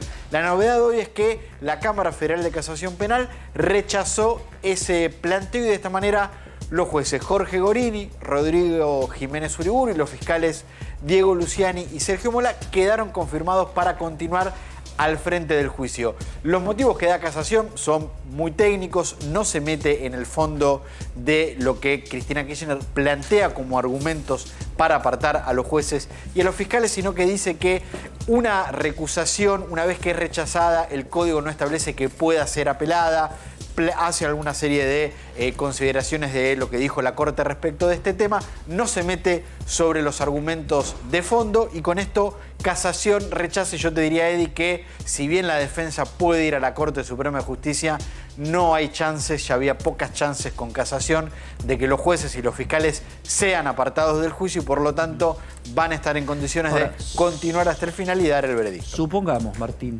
sí. Van a la Corte Suprema de Justicia. Sí. Eso se tiene que hacer ya. Ya. ¿No? Porque es la última instancia que queda Sí. para recusar al tribunal y a los fiscales. El juicio sigue igual. El juicio sigue, no se puede frenar. No, de hecho. Entonces, la decisión de la justicia debería llegar antes de que el tribunal falle, y si no, después sería un despelote bárbaro, porque tendrías un fallo de un tribunal que la Corte Suprema podría decir que no es lícito, o sea, un lío institucional enorme. 2 o 3 cuestiones. Cuando Cristina los recusó, el juicio siguió. Cuando el tribunal rechazó la recusación. No creo que nada de esto pase, pero. Y Cristina apeló, el juicio siguió. Ahora, si la defensa apela a la Corte, el juicio va a seguir. Y la Corte lo que va a hacer con este planteo es rechazarlo. Porque tiene escrito un montón de cuestiones vinculadas a recusaciones que lo va a rechazar. Y cuando lo haga, seguramente va a ser dentro de muchos años. ¿Y por qué digo muchos años? Porque la última vez que la Corte rechazó planteos de la defensa de Cristina Kirchner y de otros acusados en este juicio, lo hizo 4 años después desde que los recibió. Así que yo diría que hay un punto final con esta cuestión. Ya la había, creo yo, cuando lo rechazó el tribunal, pero por supuesto hoy fue noticia este planteo que también fue rechazado para Cristina Kirchner. 10 puntos, Martín. Nos vino a visitar Carlos Bianco, que es el jefe de asesores de Axel Kicillof, gobernador de la provincia de Buenos Aires. Carlos, gracias por estar. A ustedes. ¿Todo bien? Todo bien, todo bien. Vos sabés que yo hacemos en el programa una tapa todos los días, que es como una tapa de revista, símil, viejas épocas en mi caso. Es un vicio que uno quiere seguir despuntando, como para darle un disparador a la conversación. Y uno de los temas, top de la agenda política termina siendo, dentro del oficialismo, dentro de la oposición, ¿qué hacemos con Cristina y con Macri como líderes, indiscutibles, por decirlo corto, de cada uno de los espacios políticos, que no les da para ser candidatos aparentemente, menos les da para no opinar en la interna? ¿Cómo crees vos que se resuelve este asunto? Mira, yo soy de los que hace mucho tiempo apoyé una eventual candidatura de Cristina a la presidencia. Es más, soy también de los que en 2015 pensábamos no solo que con Cristina no alcanzaba, sino que sobraba. Lo he dicho públicamente en 2019, perdón, en 2019. Si mal no recuerdo, el 2 de julio del año pasado, sentado ahí, me preguntaron por Cristina y yo dije que quería que sea 1000 veces candidata a lo que Cristina quiera. Y yo veo con muy buenos ojos una posible candidatura de Cristina como la principal referencia del peronismo en la Argentina, la conductora nacional del movimiento. O sea que, llamémosla la gran Pichetto, tiene lógica, digamos. que compitan los titulares y veamos cómo se resuelve esta situación.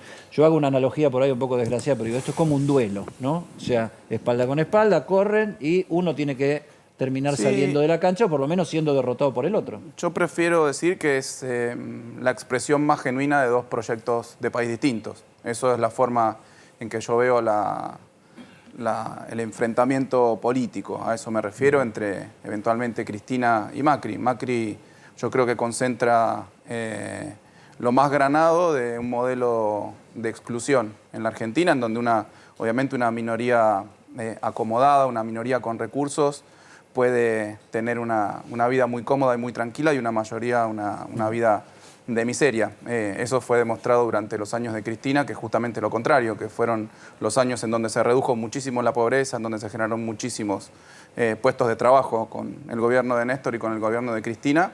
Y creo que eso es lo que se está necesitando en Argentina. Ahora bien, realmente, lo pienso, lo dije muchas veces además. Planteas tu idea, que digamos, es tu deseo, es tu posición. Sí, mi posición personal. Sí, está bien, está bien. ¿Lo ves posible eso? Porque, bueno, también estás en la política y ves las posibilidades y sabes que entre los deseos y las posibilidades a veces hay distancia. Mira, eso va a ser una definición que tome la vicepresidenta.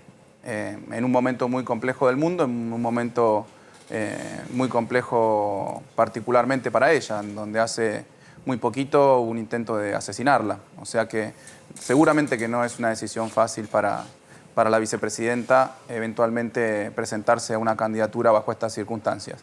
Pero bueno, va a depender de ella. Yo creo que el grueso del peronismo está esperando una candidatura de Cristina. Después se verá si es así o no y veremos cuáles son los instrumentos para definir una candidatura. ¿En el interior los gobernadores crees que también? No lo sé, no tengo yo diálogo con los gobernadores del interior, pero sí con muchísimos compañeros de la provincia de Buenos Aires que lo han expresado públicamente, además, en los últimos días. Antes, comparabas al gobierno de Cristina con el de Macri en sus políticas y dijiste durante el gobierno de Cristina. Sí. ¿Este no es el gobierno de Cristina o no es lo que Cristina hubiese hecho en todas sus políticas si fuese presidenta? No, lo último claramente no. Lo que digo yo, este es un frente político, es un gobierno de coalición. Me animo a decir, muy distinto a las características políticas que tenían el gobierno de Néstor y el gobierno de Cristina, y que además también muchas veces uno no puede comparar momentos y escenarios estructurales internacionales distintos. El escenario que ha tocado a este último gobierno, con pandemia, con guerra en Europa, con precios de los commodities que se iban de repente arriba, después caían muy rápidamente, con precios de la energía muy altos, tampoco es muy difícil de comparar con cualquier otro momento de la historia, me animo a decir, de los últimos 60 o 70 años. Pero seguramente un gobierno de Cristina hubiese tomado algunas decisiones distintas a las que se tomaron en esto. Probablemente vinculadas con la distribución del ingreso, que es algo con lo que Cristina viene señalando hace tiempo. Me acuerdo aquel acto en el Estadio Único de La Plata, a finales de 2020, en donde Cristina ya anunciaba que eventualmente iba a haber un crecimiento muy alto en el año 2021. Sí, su última manifestación sobre el tema de los indicadores de pobreza y de indigencia, donde hace un año y medio que viene este bono para la indigencia situación salió prácticamente, lleva la firma casi de Cristina. Luis. ¿Fue un error entonces elegirlo a Alberto Fernández? ¿Fue Cristina quien lo eligió? Puede decir que es un gobierno de coalición.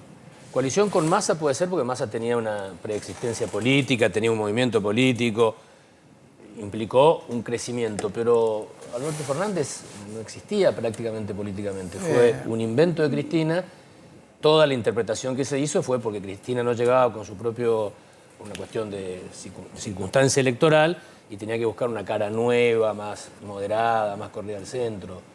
¿No compartís eso? No me animo a decir que Alberto no existía, había sido jefe de gabinete, era una voz importante. ¿Qué sector confluyó encabezado por Alberto para armar una coalición? No, bueno, es un frente político que incorporó, más allá de la figura de Alberto como candidato a presidente, yo digo que no fue un error, fue una apuesta.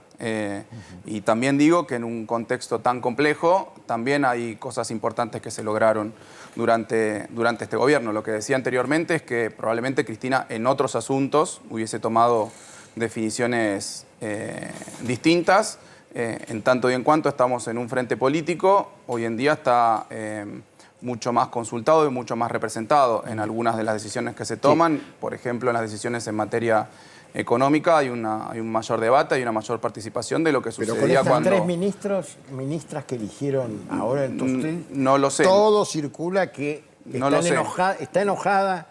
están enojados porque no los han consultado a las partes de esa coalición. Mira, no lo sé porque yo no hablo directamente con la vicepresidenta y tampoco sé si efectivamente hubo una consulta o no, pero digo que en la materia principal, me animo a decir, que es la materia económica, hay un diálogo permanente entre los distintos factores del frente, del que además Carlos, participamos nosotros, obviamente, como referencias de uno de los factores, que es el kirchnerismo. Hay un sector que en la pregunta de Luis me parece que falta, ¿no? Porque cuando se dijo con Cristina no alcanza, Cristina es la que motoriza, pero con Cristina no alcanza, Cristina fue a buscar también un candidato que el peronismo, a ver, para hablar rápido siempre, más corporativo, el peronismo, los gobernadores peronistas, la CGT, la parte social, no estructurada en líneas internas, también sustanciara, y creo que ahí Alberto Fernández intentó fundar un albertismo dentro de la coalición, cosa que, bueno, al cabo parece no haberlo logrado y que tal vez, no sé si estas designaciones no son el último intento. Mira, no lo sé. Lo que yo digo es que cuando hay un gobierno que forma parte de un frente político, las definiciones tienen que ser tomadas en consenso con los distintos factores de ese frente político. Quizá en algún momento del gobierno de Alberto eso se soslayó, no se tuvo en cuenta y eso generó algún cisma político, algunas discusiones, algunos matices, en algunos casos superficiales, en otros casos más profundos. Me parece que la clave de todo gobierno que justamente que no constituye solamente un partido ordenado verticalmente es la consulta con todos los factores respecto por lo menos de las medidas principales, no de la ejecución diaria y cotidiana de las políticas, pero sí de las líneas principales que lleva adelante ese gobierno. Ya vamos a ir a la provincia de Buenos Aires, obviamente, porque vos asesorás al gobernador de la provincia. Pero tengo una visión ahí que quería compartir con vos, a ver qué te parece. Mañana asumen las ministras, como se decía acá, particularmente las que más llaman la atención son Kelly Olmos, ministra de Trabajo, y Victoria Tolosa Paz, ministra de Desarrollo Social. Casi como que Alberto se puso el mismo, ¿no? O sea, porque la relación de amistad íntima con Victoria Tolosa Paz, etcétera, es muy conocida, lo que no quiere decir que no tenga la capacidad de ser ministra, no estoy hablando de eso. Y Kelly Olmos, alguien que viene, digamos, del palo de Alberto del peronismo porteño.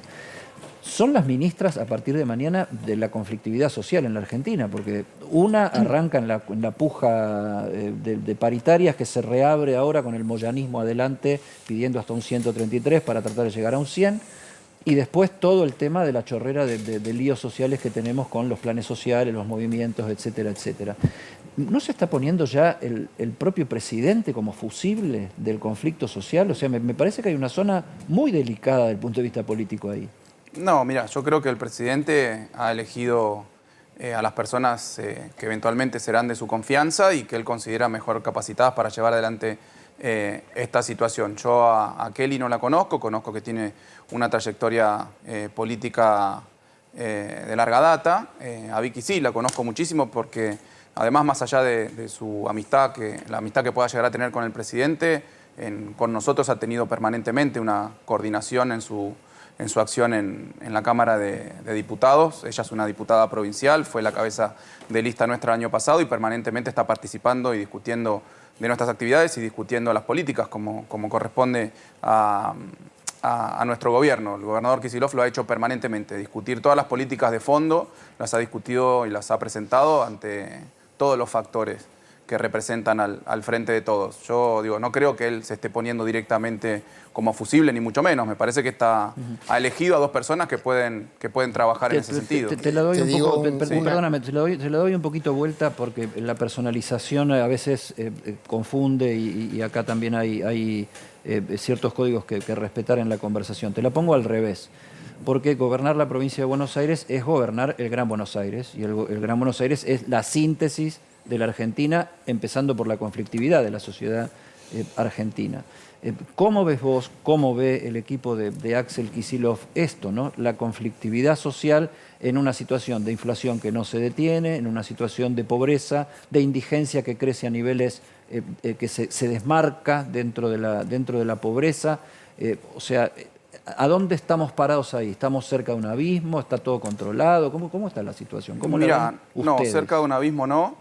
Obviamente no se pueden negar los problemas que tiene la Argentina, que son índices de pobreza muy altos, que son índices de desigualdad muy altos, que son índices de distribución del ingreso que no son los que nos gustarían tener a nosotros siendo parte de un gobierno peronista. Para otra fuerza política no creo que sea un problema la desigualdad en la Argentina, sino más bien un resultado natural de lo que determina el mercado, y para quienes el Estado no tiene que participar, no tiene que involucrarse en la distribución del ingreso. Nosotros sí creemos que el Estado se tiene que involucrar en la distribución del ingreso. Yo no veo un escenario de abismo, ni mucho menos. Yo no veo un escenario de conflicto social expandido, ni mucho menos. Se están tomando desde el ¿Vos gobierno viste que nacional. hay voces que dicen postmundial, el panorama es negro? Sí, qué sé yo. También lo todos los noviembre dicen para Todos los diciembre, fines de año, sí, eso y es en cierto. general, salvo excepciones, no pasa nada o no pasa nada en muchos casos porque el Estado aparece ante esas situaciones como creemos nosotros que tiene que suceder. Yo lo que creo es que el gobierno nacional, particularmente a partir de la asunción del ministro Massa, ha dado los pasos que tenía que dar en el marco de un proceso. Ese proceso tenía un primer paso, que era la estabilización de la economía, de las principales variables de la economía. Tenía un segundo paso, que era obtener dólares para fortalecer las reservas, que eso también es equilibrar y estabilizar los temas macroeconómicos del país. Y ahora hay un tercer paso, que es el desafío con el que se está trabajando, se están discutiendo inclusive qué tipo de instrumentos son los mejores en ese sentido, que es mejorar la distribución del ingreso. Me parece que eso es un proceso que obviamente siempre nos gusta, que siempre queremos que los problemas se solucionen más rápido, pero a veces los procesos llevan su esfuerzo, llevan su tiempo, llevan su convencimiento, llevan sus acciones, llevan sus viajes, llevan sus negociaciones, como veíamos recién que está llevando adelante el ministro Massa. Así que no, pero yo no veo un escenario de conflictividad social creciente, no veo un escenario de abismo, veo un escenario de trabajo en un escenario muy, muy complejo a nivel mundial, muy complejo a nivel mundial. Campolongo, discúlpame, te corté recién. No, en realidad era anecdótico, pero se puede mirar más políticamente. Yasky, ¿sí? Representante de la CTA, gremio combativo, como se dice habitualmente, fue crítico con respecto a la designación de Kelly Olmos, por ejemplo, con lo cual da señales de que ahí hay turbulencias, ¿no? Kelly Olmos, como bien lo señalabas vos, tiene una trayectoria en el peronismo, lo señalaba él también. Exactamente no podría decir que sea así, ahora sí, pero que siempre se asimiló a Alberto Fernández. No. Por historia propia de Guardia de Hierro y demás. Pero la cuestión era un poco que lo que decía Carlos con respecto a que me parece que él pinta un panorama donde no niega la dificultad, pero no niega la gravedad de una espiral de violencia que está creciendo cada vez más, mismo con el atentado a la vicepresidenta y otros factores más, ¿no? De violencia social creciente. Una pregunta más para la popular. Andrés Larroque, el Cuervo, ¿es el que dice lo que los demás no pueden decir? No, Andrés Larroque es un dirigente con una larga trayectoria dentro del peronismo, dentro del kirchnerismo, y en tanto dirigente expresa lo que piensa. Algunos coincidimos con algunas de las cuestiones que dice, algunos decidimos decirlo, otros no, pero no. Él expresa lo que piensa. Suele estar un pasito más adelante de las cosas. Bueno, es un vocero importante del kirchnerismo. Es un vocero importante del kirchnerismo, es así. Y además es un compañero del gabinete que trabaja todos los días para mejorar la situación social en la provincia de Buenos Aires, pero además de eso es un dirigente que tiene derecho a opinar, como en muchos momentos decían de Berni, que por qué hablaba Berni. Bueno, porque son dirigentes históricos del peronismo y en tanto y en cuanto dirigentes opinan sobre las cuestiones políticas. Tema Berni. Sí. Estamos a unas semanas. Mañana de lo de La Plata, hoy Gimnasia volvió a jugar en La Plata, estuvimos con el móvil ahí, la familia yendo al estadio a que le hagan un homenaje a Lolo Regueiro, el fallecido en todo este desgraciadísimo episodio.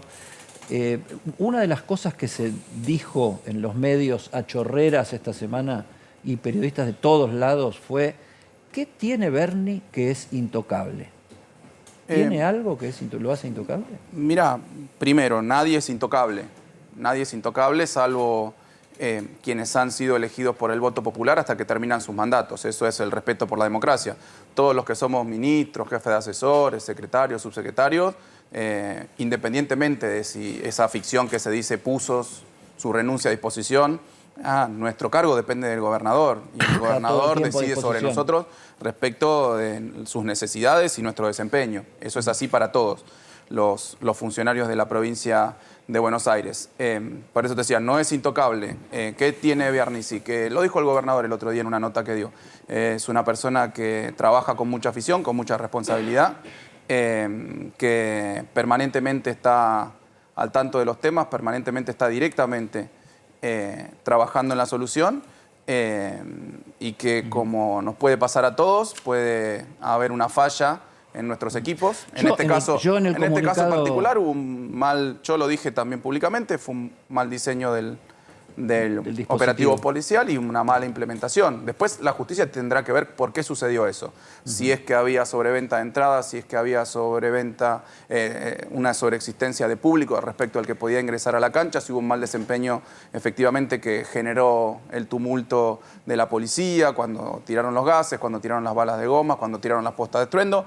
Eso es otra historia, pero no digo que sea intocable, solo digo que... Particularmente yo, en el comunicado de la Gobernación, que es el comunicado de Kicillof, digamos, no noté una posición condescendiente. No hizo leña del árbol caído, pero indicó: acá hay que ir a fondo con la investigación. Esa fue la posición que yo leí, por lo menos. Efectivamente, y lo dijo... Última pregunta. ¿Va por la reelección, Kicillof? Mira, eso lo va a definir el frente político nuestro. Kicillof siempre ha traído como objetivo para gobernar la provincia de Buenos Aires llevar adelante una transformación estructural que hace mucho tiempo que necesita la provincia, como te decía, en un contexto mundial muy complejo y en un contexto particular de la provincia muy particular. Nosotros no nos cansamos de señalarlo. La provincia de Buenos Aires explica el 40% de casi todo lo que sucede en Argentina. La producción agropecuaria, las exportaciones, la producción industrial y mucho más de los bolsones de pobreza, de indigencia, por cuestiones estructurales. Muy difícil solucionar eso cuando solo recibe una coparticipación del 22% y que históricamente en los últimos años, desde el 88 hasta acá, ha tenido recursos insuficientes salvo situaciones estructurales. Después definirá nuestra fuerza política si es el gobernador Kicillof el que se tiene que volver a presentar para la reelección. Lo dije también muchas veces, mi pensamiento personal, independientemente del gobernador Kicillof, en cualquiera de los casos, aquellos funcionarios del Ejecutivo que tienen posibilidades de reelegir, si llevan adelante un mandato correcto, exitoso, como creo yo que está llevando adelante el gobernador Kicillof, es naturalmente, se piensa naturalmente que pueden ser los candidatos. Pero bueno, eso es una posición personal en general, en abstracto te lo digo. Después en concreto será nuestra fuerza política la que defina las candidaturas para presidente, para vice, para gobernador, vicegobernador, etcétera. Carlos Bianco, jefe de asesores de Axel Kicillof en la provincia, gracias. A ustedes, muchas gracias. Ya volvemos.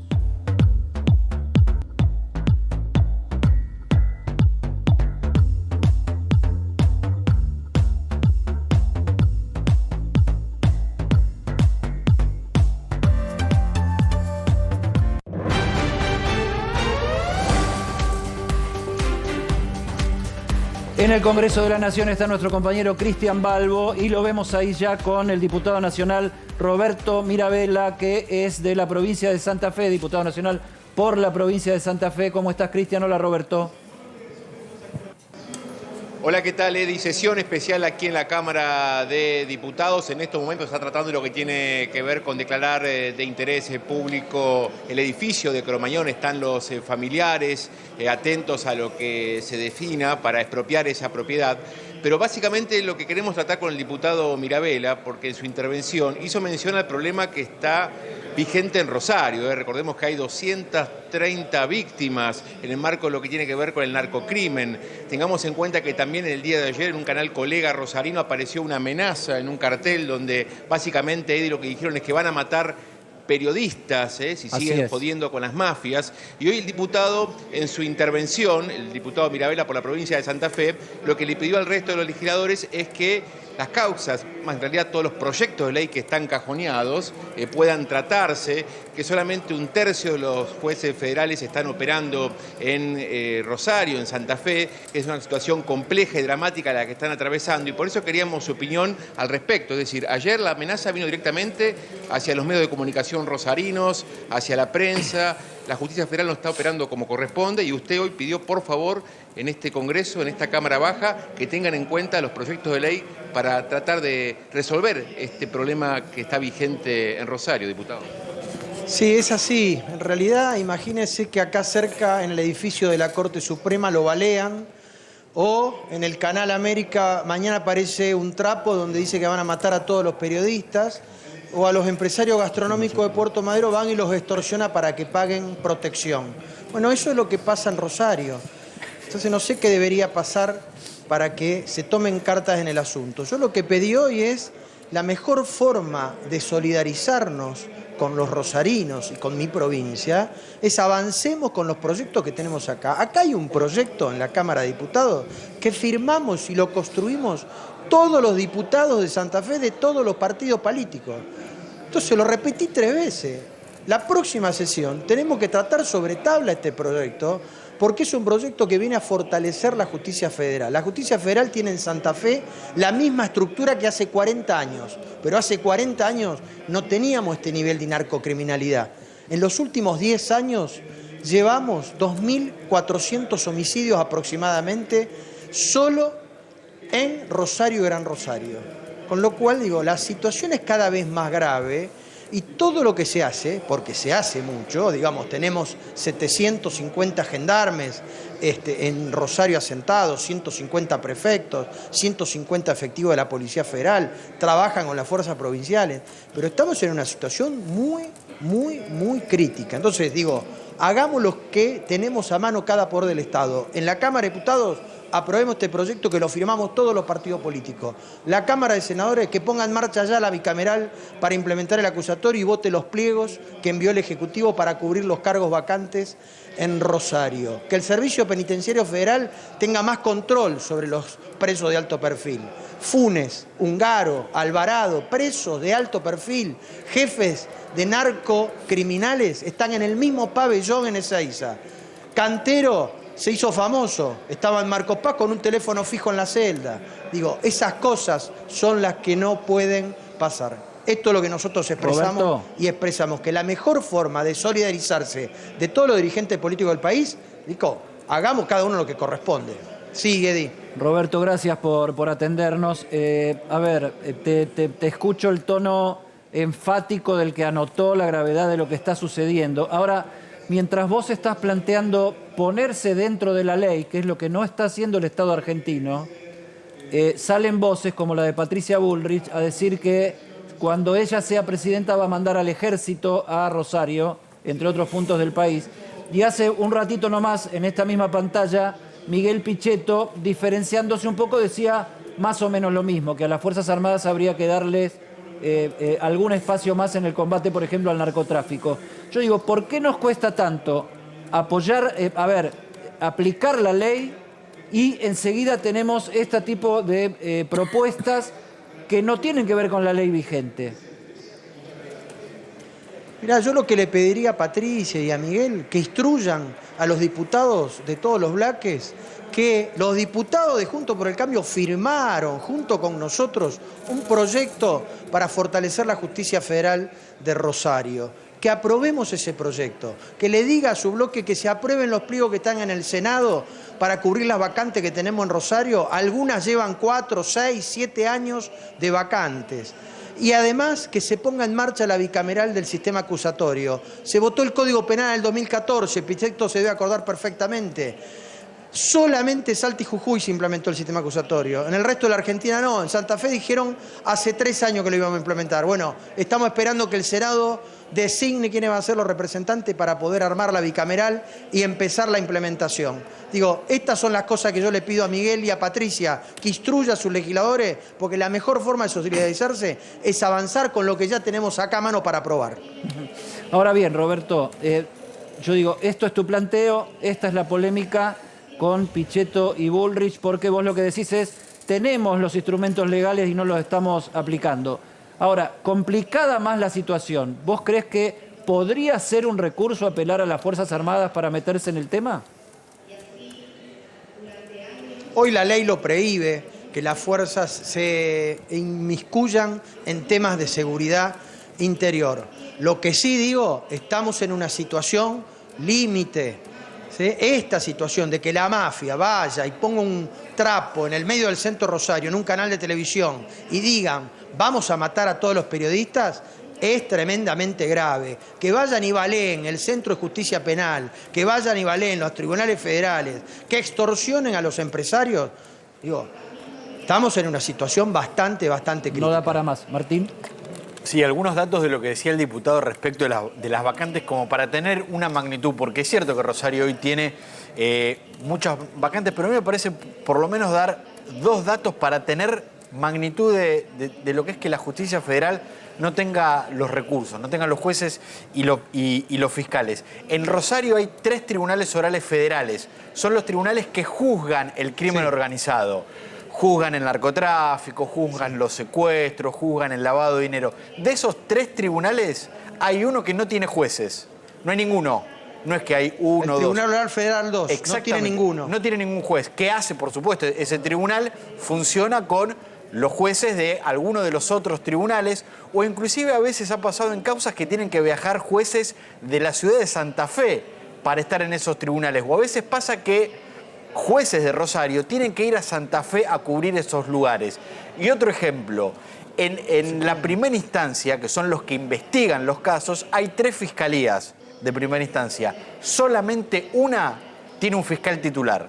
Las otras 2 no tienen fiscales. Tienen fiscales suplentes, fiscales que por ahí están en otras fiscalías. Y amenazado encima. ¿Cómo? Y amenazado encima. Bueno, en el edificio de la Justicia Federal de Rosario lo contábamos y hoy hubo novedades. Una persona a cara descubierta se paró en la puerta y le pegó un tiro a la garita de seguridad de la gente de prefectura. Esas son algunas de las cosas que pasan en Rosario y ese es el contexto en el que está la Justicia Federal de Rosario, que como dice el diputado, muchos de los cargos que están vacantes hace tiempo que están en condiciones de poder cubrirse, pero el Senado de la Nación no aprueba los pliegos de esos postulantes.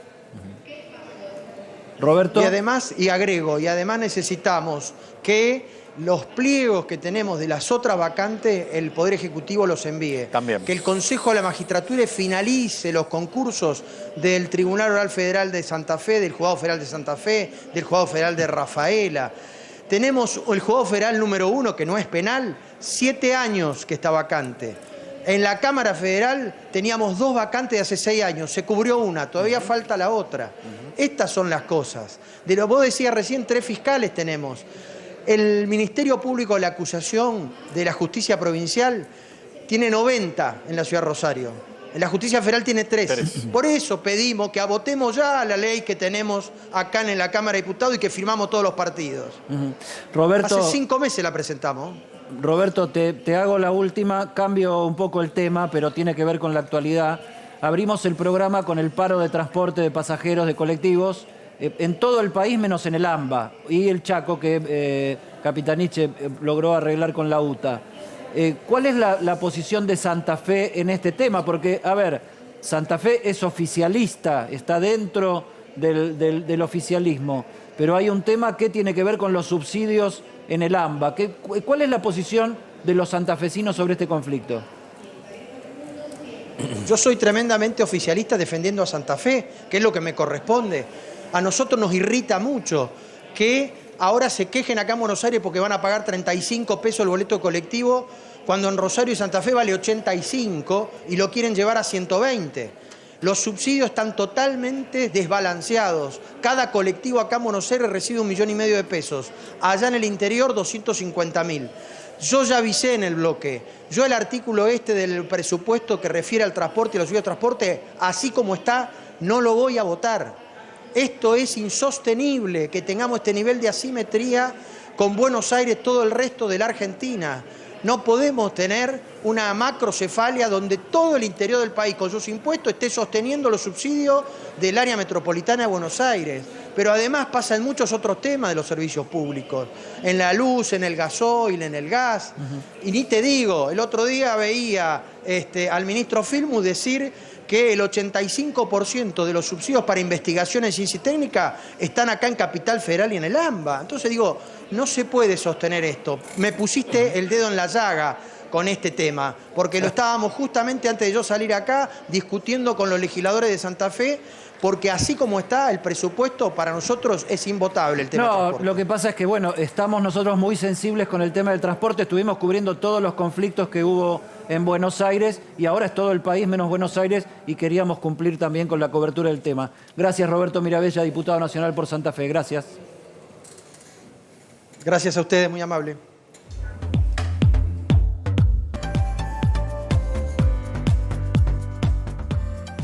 Seguimos en Para que sepas, último tramo, ya a las 20:58, ya termina.